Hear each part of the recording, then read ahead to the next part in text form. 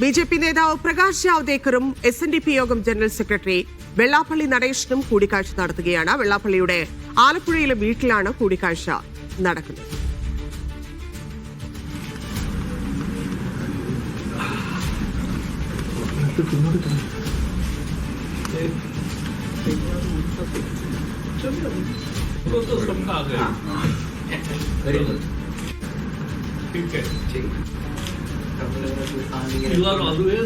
പേരുകളുമായി ചേരുന്നു. എന്താണ് കൂടിക്കാഴ്ചയുടെ ഉദ്ദേശം? കൂടിക്കാഴ്ച തുടരുകയാണോ?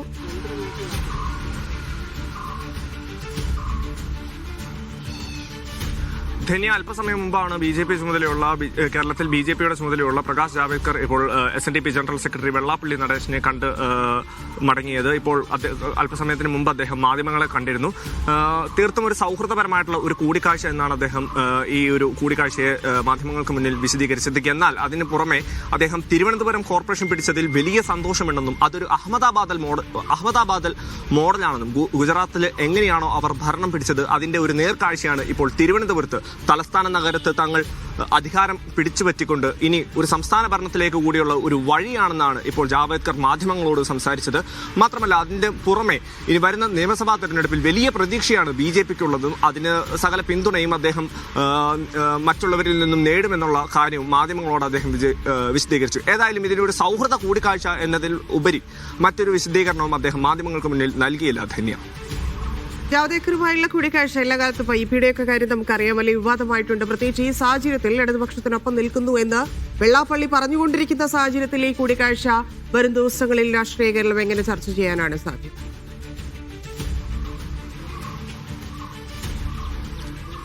തീർച്ചയായും ധന്യ, കഴിഞ്ഞ വർഷം ഏകദേശം ഇതേ സമയത്ത് തന്നെയാണ്, ഒരു തെരഞ്ഞെടുപ്പ് കാലഘട്ടത്തിൽ തന്നെയാണ് ജാവ്ദേക്കറിന്റെ മറ്റൊരു വിവാദപരമായിട്ടുള്ള ഒരു കൂടിക്കാഴ്ച നടന്നത്. ഏതായാലും ഈ സമയത്തും ഇടതുപക്ഷത്തിനോട് കൂടിച്ചേർന്ന് നിൽക്കുന്ന തരത്തിൽ പ്രസ്താവനകളും അതുപോലെ തന്നെ ഇടതുപക്ഷത്തിന് അനുകൂലമായിട്ടുള്ള രീതിയിൽ നിലപാടുകൾ എടുക്കുന്ന വെള്ളാപ്പള്ളി നടേശനുമായിട്ടുള്ള ജാവ്ദേക്കറിന്റെ കൂടിക്കാഴ്ച ഏതായാലും രാഷ്ട്രീയ കേരളത്തിൽ വലിയ രീതിയിലുള്ള ചലനങ്ങൾ സൃഷ്ടിക്കുമെന്നത് ഉറപ്പാണ്. കാരണം അതിന് സമർത്ഥിക്കുന്ന ആ പ്രസ്താവനകളുമായി സമർത്ഥിക്കുന്ന രീതിയിലുള്ള കാര്യങ്ങളും അദ്ദേഹം ഇപ്പോൾ മാധ്യമങ്ങളുമായിട്ട് സംസാരിച്ചിട്ടുണ്ട്. ഏതായാലും രാഷ്ട്രീയ കേരളം ഉറ്റുനോക്കുന്ന 2026 തെരഞ്ഞെടുപ്പിലേക്ക് വലിയ രീതിയിൽ സംഭാവനകൾ നൽകുന്ന ഒരു കൂടിക്കാഴ്ചയായി മാറിയിരിക്കുകയാണിത്. ധന്യ.